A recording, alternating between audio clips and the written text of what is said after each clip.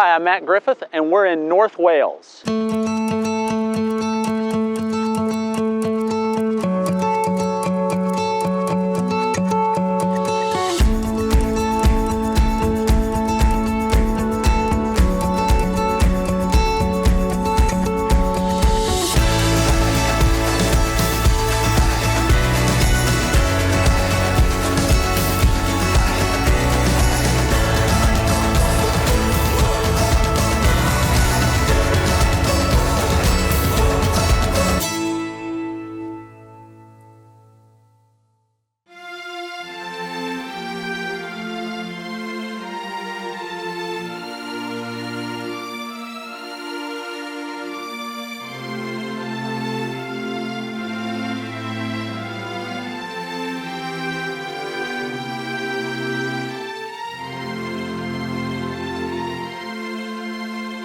Some of the things we're going to see in North Wales are some castles. We're going to see an air museum. We're going to see a lighthouse.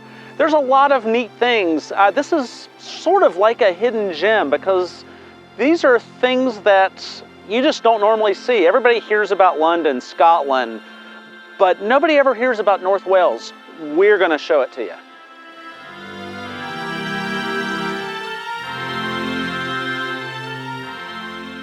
We're at Caernarfon Castle, and if you only knew how long it took me to learn to say that, and I probably still don't have it said just right. Anyway, this is a grandiose castle. It's massive, and let's go have a look.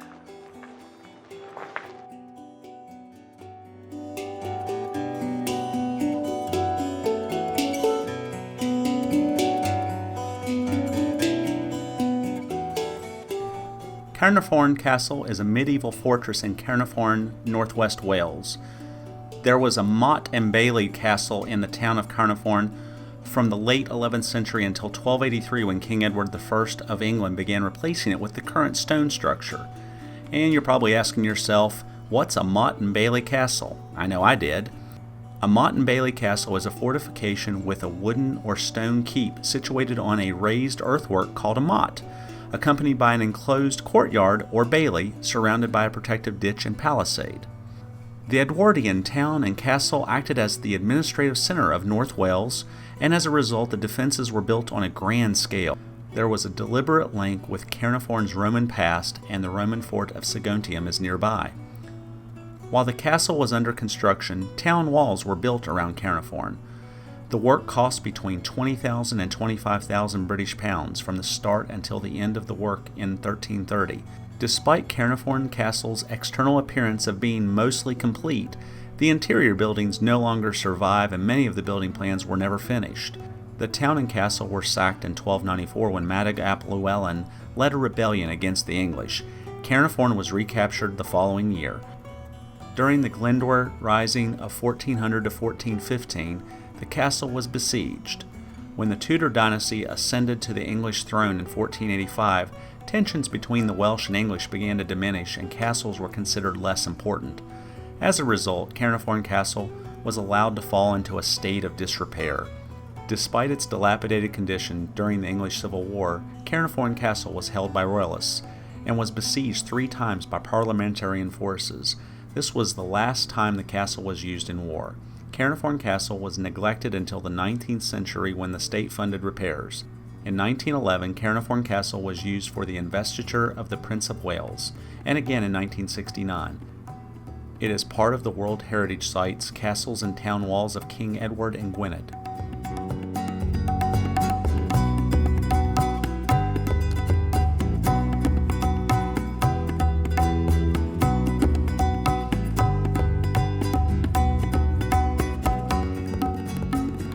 So this castle has a special place for me because it dates back to my ancestors. And back in the 11th century, Gruffydd ap Llewellyn was the King of Wales, which is my great-great-great-great-grand something, which is right here.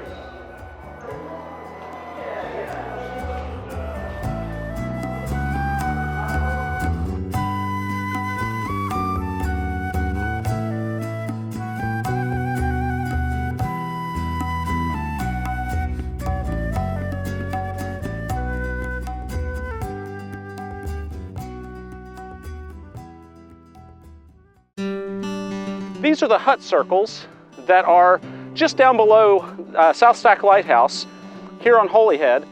And 2,500 years ago, these were what would have been people's homes here.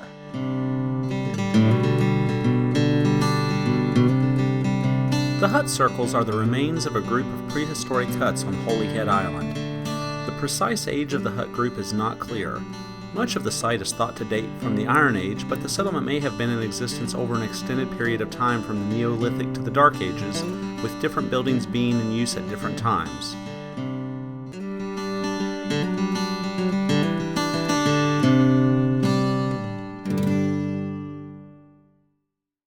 After you're trekking through Caernarfon Castle and you're exhausted, you can come across the street to this cafe and get a coffee or other hot drink or ice cream, milkshake. They have a lot of different little snack options for you.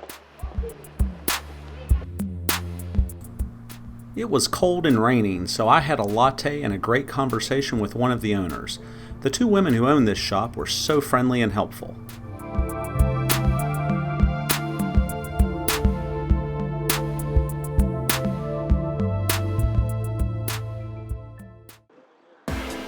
We're at Air World Museum here in Caernarfon, Wales, and it's in the northern part of Wales.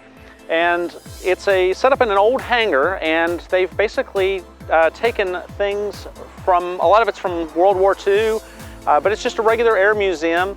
Has a lot of neat things in it, and this place dates back to World War II, where this was actually an operations base and actually did rescue missions. Across the way over here we have a place that does pleasure flights, and they also do flying lessons. And those pleasure flights include flying over the castles. So it's definitely a neat place to come if you're going to be in this area.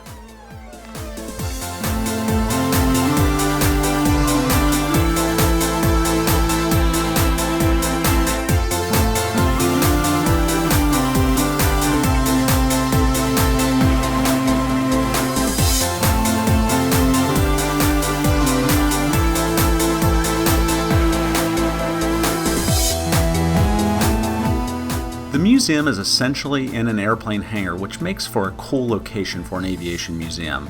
The museum was established in 1988 and is now run as a charity. It relies on admission fees, shop sales, and kind donations for the rent and upkeep of the premises, staff wages, and the exhibits. The charity is overseen by the Board of Trustees, who have varied skills and experience, but who all have an enthusiasm for the aviation museum in one way or another. There is a small paid workforce, and the rest of the work is done by willing volunteers. So help keep this neat museum in operation and come visit it today.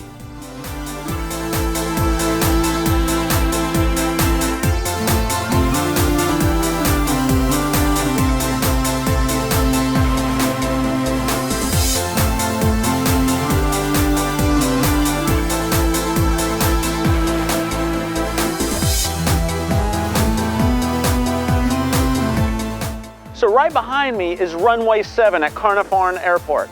And what surprised me the most are the two big windmills that are there, right next to the runway.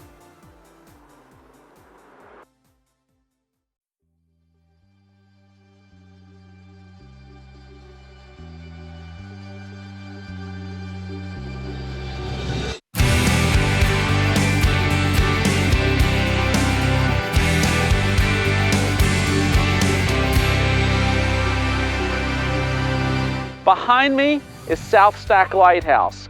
I find it really impressive because of the cliffside all around it. It's just a really neat look for everything. It's located in Holyhead in northern Wales.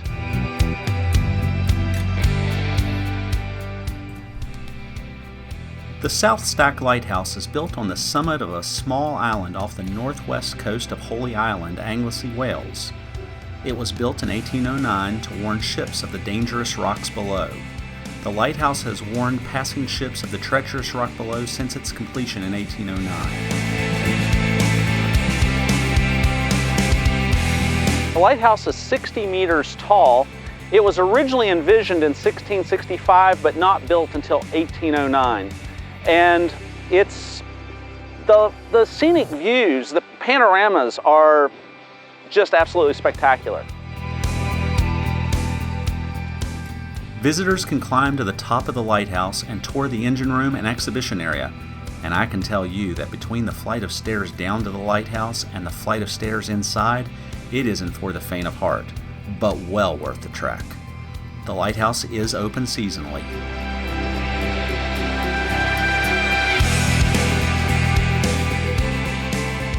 The 91-foot or 28-meter tall lighthouse is visible to passing vessels for 24 nautical miles, which comes out to about 44 kilometers or 28 miles, and was designed to allow safe passage for ships on the treacherous Dublin to Holyhead to Liverpool sea route. It provides the first beacon along the northern coast of Anglesey for eastbound ships.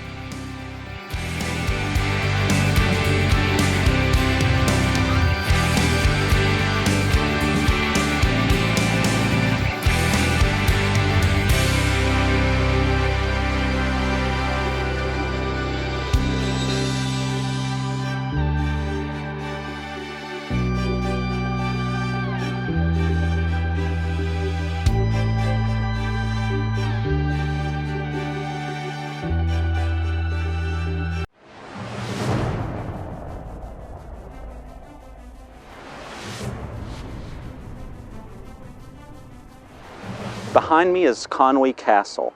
It was built between 1283 and 1289 by King Edward I during his conquering of Wales.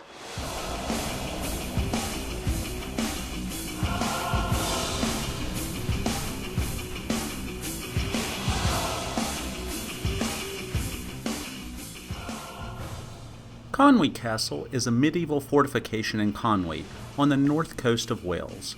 It was built by Edward I during his conquest of Wales between 1283 and 1289. Constructed as part of a wider project to create the walled town of Conway, the combined defenses cost around £15,000, a huge sum for that period. Over the next few centuries, the castle played an important part in several wars. It withstood the siege of Matt ap Llewellyn in the winter of 1294-95. Acted as a temporary haven for Richard II in 1399, and was held for several months by forces loyal to Owain Glyndwr in 1401.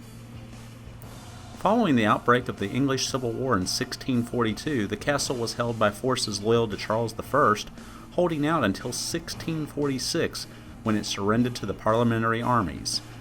In the aftermath, the castle was partially slighted by a parliament to prevent it from being used in any further revolt, and was finally completely ruined in 1665, when its remaining iron and lead was stripped and sold off.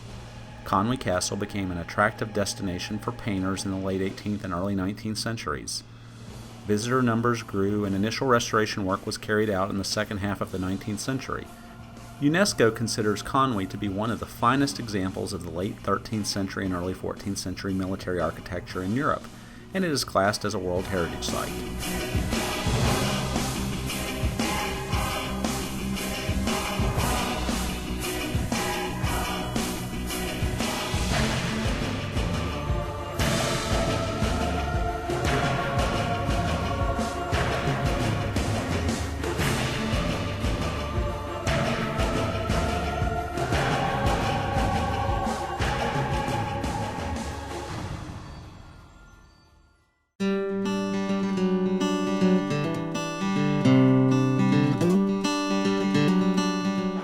Just finished off a scampi and chips, which is essentially fried shrimp, at Robinson's, which is a historic pub dating back to the 15th century.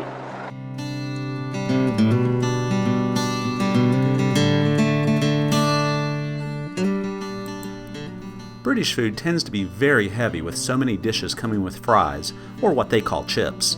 So it's refreshing to have so many lighter seafood offerings around the Isle of Anglesey and other coastal northern Wales areas.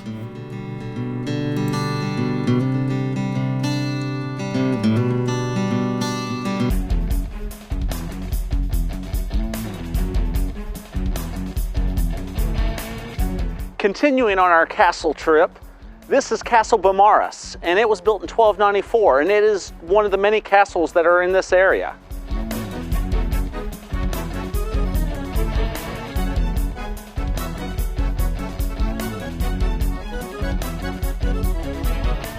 Beaumaris Castle on the island of Anglesey is the great unfinished masterpiece. It was built as part of Edward I's campaign to conquer the North Wales after 1282. Plans were probably first made to construct the castle in 1284, but this was delayed due to lack of funds. It was never finished as money and supplies ran out before the fortifications reached their full height. Beaumaris is nevertheless an awesome site and regarded by many as the finest of all the great Edwardian castles in Wales. Ultimately begun in 1295, it was also the last.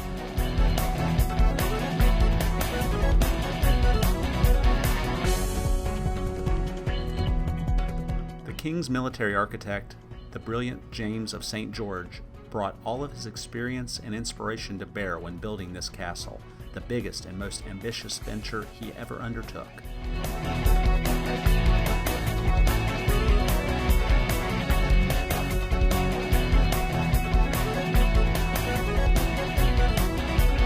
In pure architectural terms, Beaumaris, the most technically perfect castle in Britain, has few equals.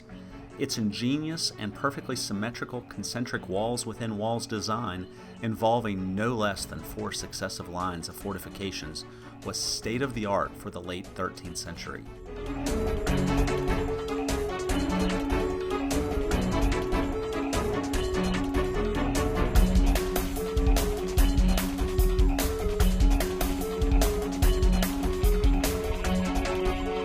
Even UNESCO considers Beaumaris to be one of the finest examples of the late 13th century and early 14th century military architecture in Europe, and it is classed as a World Heritage Site.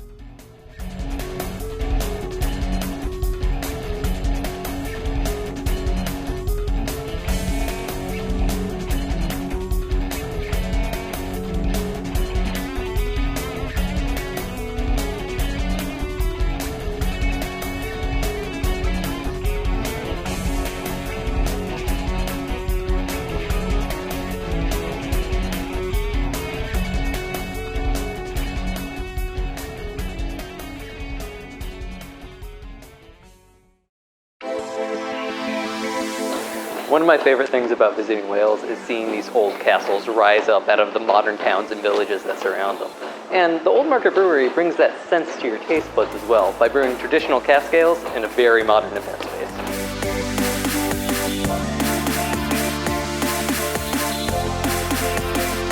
On the brewery side, we brew our own local ales here and develop in that market, but it's also very much an event space. But we're trying to make it much more than that and trying to make it more to do with the community. And try and make sure the place is open all the time. So we've got a food court kitchen on the far side. So I've got Nunu who does Thai food. So we subcontract to Thai food and she's a fantastic cook. We've got a pizza oven, so we've got a big flame grill pizza oven. So we're going to do the best pizza in town.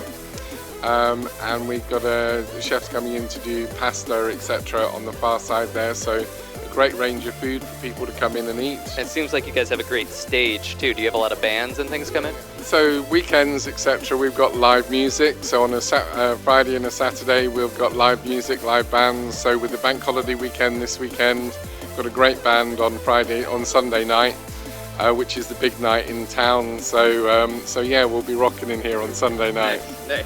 So one of my favorite things about traveling is trying beers specific to a region. So you can tell us a little bit more about the beers specifically that you guys make here? Yeah, certainly. We've got, so lager, I can't produce lager here, but we've got Snowdon Lager is a local lager that's produced by the Great Orme Brewery, which is very close to us. So we've got a local lager in sight. I do actually bring in some beers from the other local breweries where we work quite closely together. So we've got a good pale that's on the go at the moment, and I'm going to build up the portfolio of beers that we produce here. It's all in the traditional style, right? Yeah, so traditional cask ales. So yeah, great. It's fantastic. And that's what the area is about, is trying to bring local produce to local people.